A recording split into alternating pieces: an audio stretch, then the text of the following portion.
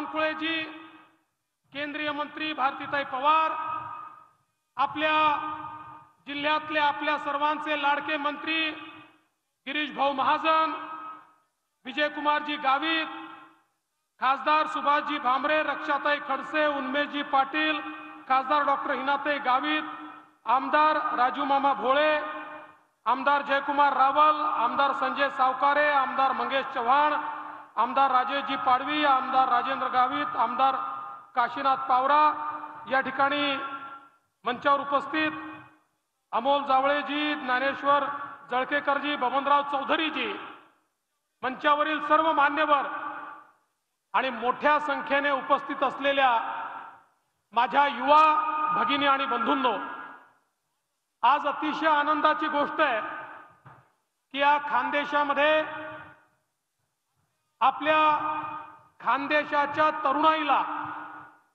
साद घालण्याकरता, खानदेशच्या तरुणाईचं समर्थन घेण्याकरता आणि खानदेशच्या तरुणाईला दिशा दाखवण्याकरता देशाचे गृहमंत्री माननीय अमित भाई शहा आपल्यामध्ये आले आहेत। आणि खऱ्या अर्थानं माननीय प्रधानमंत्री मोदीजींनी विकसित भारताचं जे स्वप्न या ठिकाणी बघितलेलं आहे, त्या स्वप्नाकडे अग्रसर होण्याचं काम हे या जळगावच्या भूमीतून या उत्तर महाराष्ट्रामध्ये आता आम्ही करतो आणि म्हणूनच आज एवढी मोठी तरुणाई या ठिकाणी उपस्थित आहे। बंधू भगिनींनो, 10 वर्ष या देशामध्ये माननीय मोदीजींचं सरकार आपण बघितलं। 10 वर्षामध्ये मोदीजींनी या देशामध्ये परिवर्तन करून दाखवलं।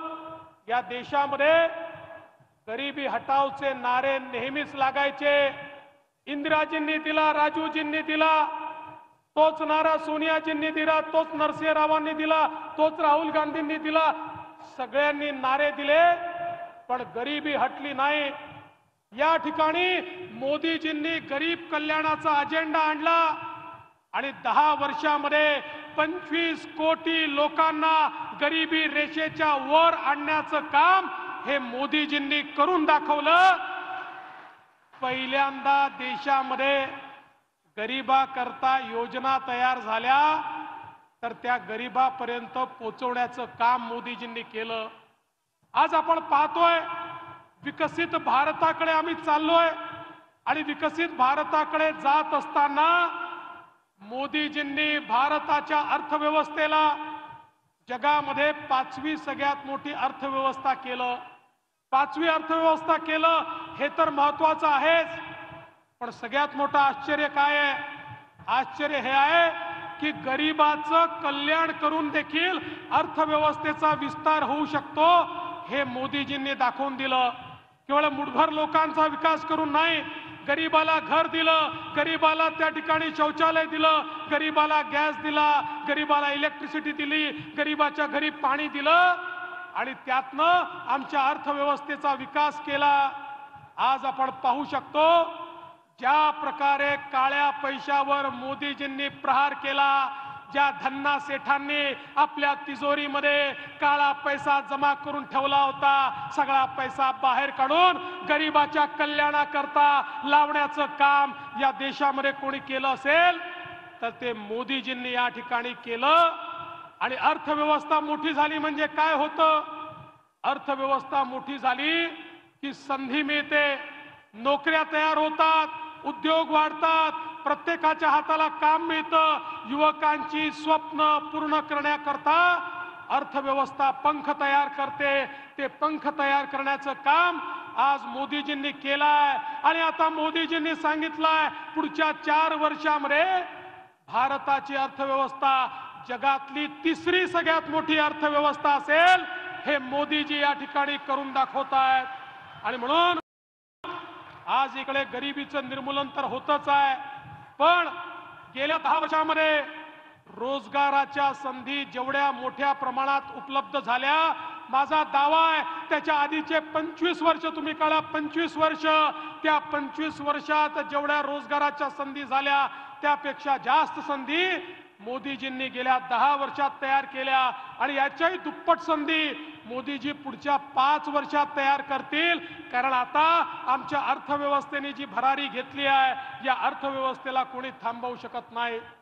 आज आपण पाहतोय देशामध्ये मोठ्या प्रमाणात इन्फ्रास्ट्रक्चरचं काम चाललंय, देशामध्ये रस्ते बनतायत, पुलं बनतायत, रेल्वेचं काम चाललेलं आहे, एअरपोर्ट बनतायत, पोर्ट बनतायत। आपली वंदे भारत सारखी ट्रेन जी मोदीजींनी देशामध्ये तयार केली, आज विदेशातनं लोक येतात तर तोंडात बोटं घालतात। विदेशातल्या मोठ्या मोठ्या देशांमध्ये, श्रीमंत देशांमध्ये ज्या प्रकारची ट्रेन आहे तीच ट्रेन आता सामान्य भारतीयाला मोदीजींनी प्राप्त करून दिली। आणि भारतामध्ये 500 स्टेशनचं काम चाललंय। पुढच्या 3 ते 4 वर्षामध्ये आम्ही रेल्वे स्टेशनवर गेल्यानंतर हे रेल्वे स्टेशन आहे का मुंबईचं एअरपोर्ट आहे, हे रेल्वे स्टेशन आहे का पुण्याचं एअरपोर्ट आहे, अशा प्रकारचा प्रश्न आपल्याला पडावा। अशा प्रकारचे रेल्वे स्टेशन या ठिकाणी तयार होत आहेत, अशा प्रकारचे बस पोर्ट या ठिकाणी तयार होत आहेत। हा जो वेगवान आणि गतिशील अशा प्रकारचा विकास आहे, आज रस्त्यांचं जाळं जे तयार झालंय, मागच्या काळामध्ये मी लेह लद्दाखला गेलो होतो, तिथे आपल्या मिलिटरीचे मोठे अधिकारी होते। ते अधिकारी म्हणाले, साहेब मोदी सरकारने फार मोठं काम केलं। मी म्हटलं काय काम केलं? म्हणाले मागच्या काळामध्ये जे काँग्रेसचं सरकार आहे त्याला आम्ही सांगायचो चीननी रस्ता बॉर्डर पर्यंत आणला, त्यांनी हल्ला केला तर ते 24 तासात सगळे रणगाडे, यंत्र सामुग्री, दारुगोळा बॉर्डरवर आणू शकतात। आमच्याकडे रस्तेच नाही आहेत, त्याच्यामुळे आम्ही 8-8 दिवस पोहोचू शकणार नाही। त्यांनी हल्ला केला तर मुकाबला कसा करायचा?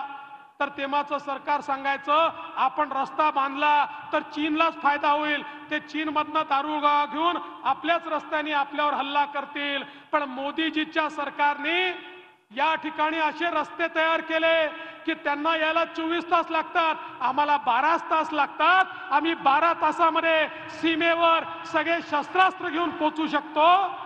आता आमच्या सीमेवर कोणी हल्ला करू शकत नाही, हे सेनेचे अधिकारी सांगतात। ते असं म्हणतात 10 वर्षात जे बॉर्डरचं इन्फ्रास्ट्रक्चर मोदीजींनी तयार केलं, आता आमच्याकडे पाकिस्तान असेल, चीन असेल, कोणीही डोळे वटारून पाहू शकत नाही। ही परिस्थिती आज या ठिकाणी आपल्याला पाहायला मिळते आहे। आणि हे सगळं करत असताना ज्या प्रकारे मोदीजींनी भारतामध्ये एक भविष्यातला भारत घडवला, तुम्ही विचार करा, जगातल्या मोठ्या मोठ्या देशांना, अमेरिकेला जमलं नाही, जपानला जमलं नाही, इंग्लंडला जमलं नाही, मोदीजींनी करून दाखवलं। त्यांनी चंद्रावर माणूस उतरवला होता, पण चंद्राच्या दक्षिण ध्रुवावर कोणाचंच यान उतरू शकलं नव्हतं। मोदीजींनी आपलं चंद्रयान चंद्राच्या दक्षिण ध्रुवावर उतरवून दाखवलं। जगातला पहिला देश हा आपला भारत देश झाला। आणि त्यानंतर आदित्य एल1च्या माध्यमातून सूर्याला देखील गवसणी घालण्याचं काम हे पहिल्यांदा कोणी केलं असेल तर माझ्या भारत देशाने मोदीजींच्या नेतृत्वात केलं।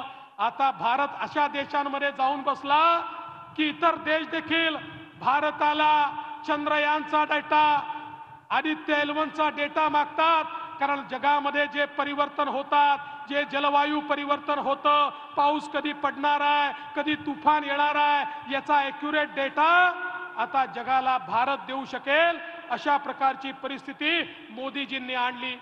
आणि हे सगळं करताना मोदीजींनी एक जागतिक नेतृत्व आपलं उभं केलं।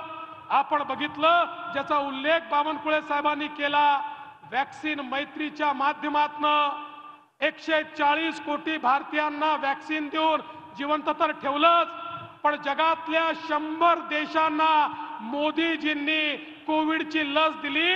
आता त्या देशातले राष्ट्रपती आणि पंतप्रधान म्हणतात आमचा देश जिवंत आहे तर तो फक्त नरेंद्र मोदीजींमुळे आहे। हे 100 देश आज भारताच्या पाठीशी उभे आहेत। आणि एवढंच नाही तर G20 मध्ये देखील आपण बघितलं, सगळ्या आफ्रिकन देशांनी सांगितलं आमचे नेते मोदीजी आहेत, आमचा विचार हा मोदीजी ठेवतील, आम्ही मोदीजींच्या पाठीमागे आहोत। आज जगामध्ये संपूर्ण जग भारताच्या पाठीमागे उभं करण्याचं काम हे माननीय मोदीजींनी केलाय आणि मला विश्वास आहे गेले 10 वर्ष मोदीजींनी बिघडलेली घडी चांगली केली आहे, आपले रूळ मजबूत केले आहे, आता विकासाची गाडी धावणार आहे। गेले 10 वर्ष तयारी झाली आहे, पुढचे 5 वर्ष भारताचे वर्ष असणार आहे। जेव्हा तिसऱ्यांदा तुमच्या सगळ्यांच्या आशीर्वादाने मोदीजी भारताचे प्रधानमंत्री होतील, या भारताला कोणी थांबवू शकणार नाही। इतक्या वेगानं भारताची विकासाची गाडी आता पुढे जाणार आहे। मी तुम्हाला एवढीच विनंती करण्याकरता आलो आहे, आता पुढचे 5 वर्ष आपल्याला मोदीजींना सरकार द्यायचं आहे, भाजपाला निवडून द्यायचं आहे, भाजपाला वोट द्यायचा आहे। पण हे तुमचं वोट हे भाजपा करता नाही आहे, हे तुमचं मत भारता करता आहे। भारताला सर्वोच्च शिखरावर नेण्याकरता, तिसऱ्यांदा मोदीजींच्या हाती सत्ता देण्याकरता आपल्याला या ठिकाणी सगळ्यांना मोदीजींच्या मागे उभं राहायचं आहे। याकरता आपण तयार राहावं एवढीच विनंती करतो। जय हिंद, जय महाराष्ट्र।